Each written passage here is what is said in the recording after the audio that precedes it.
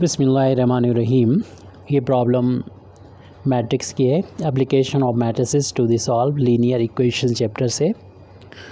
Solve the following equation by matrix method. x minus 2y plus 3z equal to 6, 3x plus y minus 4z equal to -7, 5x minus का 3y plus 2z is equal to 5। तो matrix method में भी कई method होते हैं जिसके through हम लोग इसको सॉल्व कर सकते हैं। तो इसमें हम ऑगमेंटेड मैट्रिक्स का यूज़ करते हुए इसे सॉल्व करेंगे। सबसे पहले तो आप ये तीनों जो इक्वेशन है आप अपनी बुक पर टेक्स्ट बुक पर मैंने लिख लेंगे आंसर शीट पर। फिर उसके बाद जो है अगले स्टेप में हम लोग ये लाइन लिखेंगे, दी ऑगमेंटेड मैट्रिक्स। ऑगमेंटेड मैट्रिक्स लिखना हो तो इसको ए और यहाँ पर पार्टीशन वी से डिनोट किया जाता है। सबसे पहले तो आप जो फर्स्ट इक्वेशन में x का जो कोफिशिएंट अगर नहीं लिखा तो 1 होता है और y को कोफिशिएंट -2 है, z को कोफिशिएंट 3 है, इसको रो में लिख देंगे। इसी तरीके से दूसरे इक्वेशन में x y z का जो कोफिशिएंट है 3, 1 और -4 उसको लिख देंगे। और फिर थर्ड वाले इक्वेशन में x y z के जो कोफिशिएंट हैं इनको लिख देंगे, यानी 5 माइनस का 3 और 2। और यहाँ से पार्टीशन हो जाएगा क्योंकि अब हम b की वैल्यू दिख रहे हैं जो राइट हैंड साइड में लिखा है 6 - 7 और 5, यानी 6 - 7 और 5। अब इस मैट्रिक्स को ये हमें मिली है, इसको कोशिश ये करेंगे कि हम एक लॉन फॉर्म में कन्वर्ट कर लें। एक लॉन फॉर्म में कन्वर्ट करने के लिए यहाँ पर 1 उसके नीचे 0 यहाँ पर बना लेते हैं।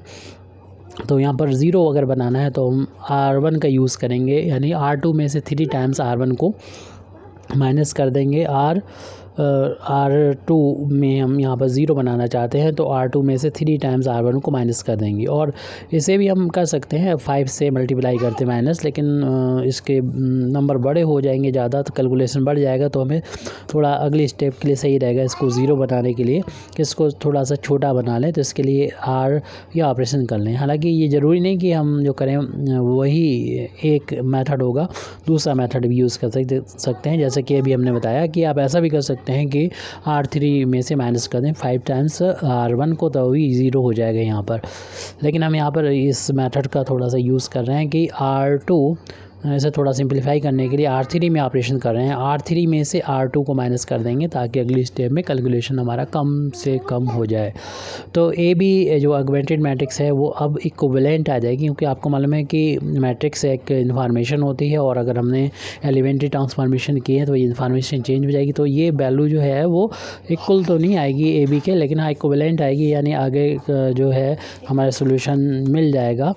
उस पर इफ़ेक्ट नहीं पड़ेगा, रैंक पे इफ़ेक्ट नहीं पड़ेगा, लेकिन ये मैट्रिक्स तो चेंज हो जाएगी, यानी सोल्यूशन करने में कोई प्रॉब्लम नहीं रहेगी।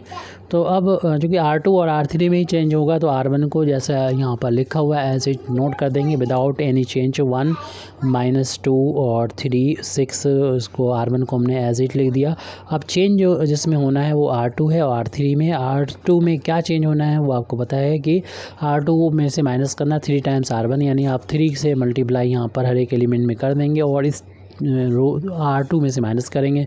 3 से इंटू हुआ, इस 3 में से माइनस हो गया तो ये 0 मिला हमको। यहाँ पर 3 से इंटू हुआ जो कि माइनस का 6 हुआ और 1 में से -6 माइनस करेंगे तो प्लस हो जाएगा। तो इस तरीके से ये वैल्यू 7 के इक्वल हो जाएगी। अब यहाँ पर 3 से इंटू करेंगे तो 9 हो जाएगा। 9 -4 में से 9 को माइनस करेंगे तो ये वैल्यू माइनस की 13 हो जाएगी। और अगले स्टेप में यहाँ पर हम 3 से इंटू करेंगे तो ये 18 हो गया और ये -7 से 18 को माइनस करेंगे तो ये वैल्यू हो जाएगी 25 माइनस के। तो ये सेकंड रो कंप्लीट हो गया ऑपरेशन। थर्ड रो का ऑपरेशन करना है तो इसके लिए हमें इस R3 में से R2 को माइनस कर देना है। तो इसमें से ये माइनस करेंगे तो 2 बचेगा हमारे पास, इसमें से ये माइनस करेंगे तो माइनस का 4 आ गया। 2 में से -4 करेंगे तो प्लस हो जाएगा 4, तो ये 2 और 4 6 हो जाएगा। इसमें से ये माइनस करेंगे प्लस हो जाएगा तो ये वैल्यू भी 12 के इक्वल हो जाएगी। अब अगले स्टेप में यहाँ पर हमने 1 बनाया ऐसे 0 बनाया, इसके नीचे यहाँ पर 0 बनाने के लिए या R3 में ऑपरेशन कर लें, यानी R3 में से माइनस कर लें 2 टाइम्स R1 को, यानी 2 से मल्टीप्लाई करके यहाँ से माइनस करना होगा।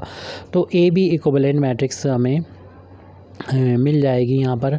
चेंज होना R3 में, यानी R1 जो लिखा हुआ है R2 लिखा है इसको एज इट लिख देंगे विदाउट एनी चेंज। 1 -2 3 और 6 को एज इट लिख दिया, और R2 को भी ऐसे लिख देना है 0 7 -13 और -25। और इसमें से ये अब हम ये माइनस करेंगे 2 से मल्टीप्लाई करते हुए, तो हमें मिलेगा 0, क्योंकि 2 में से 2 माइनस करेंगे 0, यहाँ 2 से इंटू करें -4 हो गया, -4 में से -4 माइनस करेंगे तो ये वैल्यू 0 हो जाएगी। ऐसे ये 2 से इंटू किया 6 हो गया, 6 में से 6 माइनस करेंगे तो 0 हो जाएगा। ऐसे यहाँ पर 2 से इंटू किया 12 हो जाएगा, और 12 में से 12 माइनस करेंगे 0।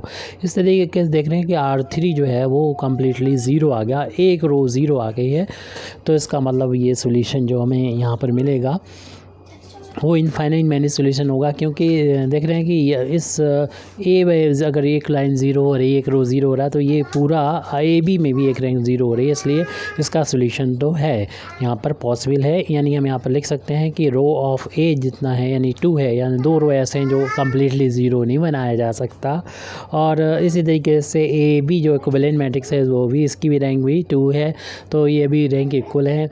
लेकिन ये छोटे हैं, कम है नंबर ऑफ अननोन से, नंबर ऑफ अननोन से कम है। नंबर ऑफ अननोन 3 थे, यानी x/z थे। तो ऐसे ही अगर कंडीशन होती है तो हम लोग जानते हैं इसका सोल्यूशन तो होता है, ये कंडीशन सेटिस्फाई हो रही है, लेकिन ये जो सोल्यूशन होगा वो इनफाइनाइट मैनी सोल्यूशन होगा। Therefore the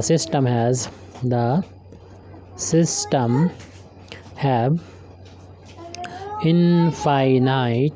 infinitely many solution. तो उन्हीं सोल्यूशन को, इनफाइनाइटली मैनी सोल्यूशन को फाइंड करने के लिए हम लोग इस को यानी यहाँ से इसको इक्वेशन डाल देते हैं, इक्वेशन नंबर 1 डाल देते हैं, ताकि हम इसको बुलाएंगे अगले पेज पर।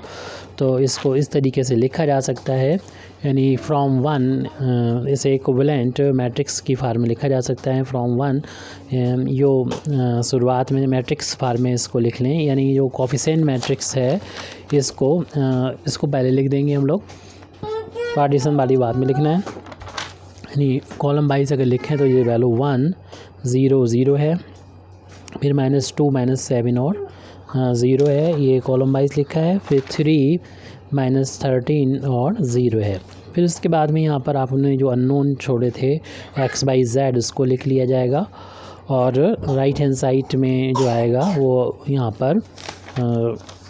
पर जो भी वैल्यू थी ये उसको लिख दिया जाएगा पार्टीशन के बाद। 6 -25 और 0, 6 माइनस का 25 और 0, ये मैट्रिक्स फार्म में वापस लिया है। जिस तरीके से हम लोग इसको भी इक्विवेलेंटली जो गिवन था उसको भी इक्विवेलेंटली इस तरीके से मैट्रिक्स फार्म में लिख सकते थे, यानी कोफिशिएंट मैट्रिक्स 1 - 2 3 और 3 1 - 4 और 5 -3। चाहे तो ये स्टेप आप दिखा दें शुरुआत में, पहली स्टेप इस इक्वेशन को लिखने के बाद यहाँ पर x/z और ये जो होता है उसको राइट हैंड साइड में लिख देते हैं 6 -7 और 5। तो इसको हमने ऐसे लिख दिया। फिर इन दोनों मैट्रिक्स का यूज़ करते हुए ऑगमेंटेड मैट्रिक्स को लिखा, ऐसे इसको आप इसमें इंक्लूड कर सकते हैं अपने सोल्यूशन में, और इससे समझना आसान होगा। यानी हमारे पास इस तरीके की हो तो ऐसा कर सकते हैं, ऐसी हमारे पास ये मैट्रिक्स थी तो इसको हमने मैट्रिक्स की फार्म में इक्वेशंस को लिख दिया है। अब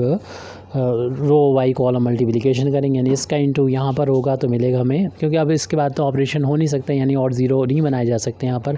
अगर आपने 0 बना भी लिए तो कोई इफेक्ट नहीं, 2 रो रहेंगे यहाँ पर। अब इसको मल्टीप्लाई कर दें, इसका इंटू यहाँ करेंगे तो इधर आगे बढ़ेंगे, इधर नीचे बढ़ जाएंगे, यानी 1 में x में इंटू होगा तो x हो जाएगा, -2y हो जाएगा, और 3 का इंटू z में हो जाएगा। राइट हैंड साइड में 6 है, इसे इक्वेशन नंबर 1 डाल चुके हैं तो 2 डाल देते हैं। अब अगली स्टेप में इस रो का यहाँ पर इंटू करेंगे तो 0 का x में करेंगे 0 हो जाएगी, ना लिखें उसके 7 का, यानी -7 का y में इंटू होगा, -13 का मल्टीप्लिकेशन, यानी यहाँ पर जो 7 था वो प्लस का था तो यहाँ पर प्लस का 7 है और माइनस का 13 z पीछे देख लिए प्लस का ही है।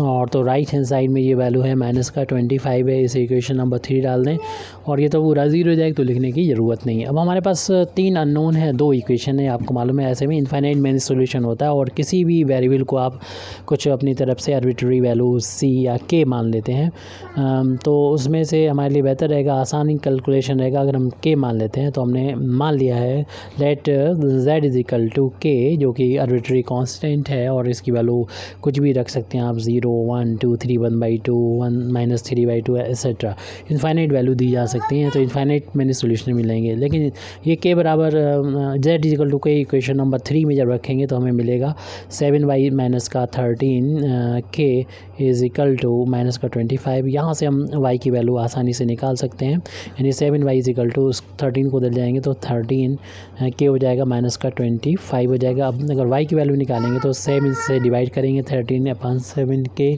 माइनस 25/7 आएगा। जब हमने y की वैल्यू निकाल दी, z की वैल्यू हमारे पास है, तो इक्वेशन नंबर 2 में ये वैल्यू रखेंगे y और z की, उससे हमें x की वैल्यू मिल जाएगी, x माइनस का 2 इंटू y की वैल्यू ये रख देंगे क्योंकि इक्वेशन नंबर 2 ये है, x minus 2y plus 3z is equal to 6 है, तो y की जगह पर ये वैल्यू रख देंगे 13/7 के माइनस 25/7 और प्लस का 3z और z तो हमने के लिया था, राइट हैंड साइड में 6 है, ब्रैकेट ओपन करके 2 का मल्टीप्लिकेशन कर देंगे तो ये 26/7 हो जाएगा, के माइनस माइनस प्लस हो जाएगा, ये 50/7 और प्लस का 3 के इज इक्वल टू 6 हो जाएगा। अब इन सब को उधर पहुंचा देंगे राइट हैंड साइड में, तो x की वैल्यू हो जाएगी ये 6 माइनस का 50/7 हो जाएगा और प्लस के 26/7 होगा और माइनस का हो जाएगा 3, ये के थे 26/7 के थे और ये 3 के थे, उसको लिख दिया। तो ये जिसमें कांस्टेंट है, जिसमें के नहीं आ रहा, उनको हम एलसीएम लेके सॉल्व कर लेते हैं, यानी अब 6 बन करके एलसीएम बना, 7 का 7 हो गया, 7 का इंटू करेंगे तो 42 माइनस का 50 हो जाएगा और यहाँ पर अपन में 1 करते हुए 7 एलसीएम लेंगे तो 26 के माइनस का 21 के, इनका डिफरेंस आ जाएगा माइनस का 8 आ जाएगा, माइनस 8/7 आ जाएगा x की वैल्यू और यहाँ पर प्लस में बचेगा ये इसके y की वैल्यू 5 के बचेगी अपन में से। इस तरीके से हमें x/z की वैल्यू मिल चुकी है, यानी कंप्लीट सोल्यूशन मिल चुका है। देयरफॉर हम कह सकते हैं हमारा ये सोल्यूशन है, x is equal to -8/7 plus 5k/7 और y की वैल्यू इसी के साथ में मिली है 13/7 के माइनस 25/7 और z की वैल्यू k है और k की वैल्यू जो है इनफाइनाइट वैल्यू दी जा सकती हैं। इस तरीके से इन सारी वैल्यू को अगर हम इक्वेशन नंबर 1 में रखें, 2 में रखें, 3 में रखें तो वो इक्वेशन सेटिस्फाई हो जाएंगे और इनफाइनाइट मैनी सोल्यूशन यहाँ से मिल रहा है। Thank you very much Indeed for listening me व आखिर दावाना अल्हम्दुलिल्लाहि रब्बिल आलमीन।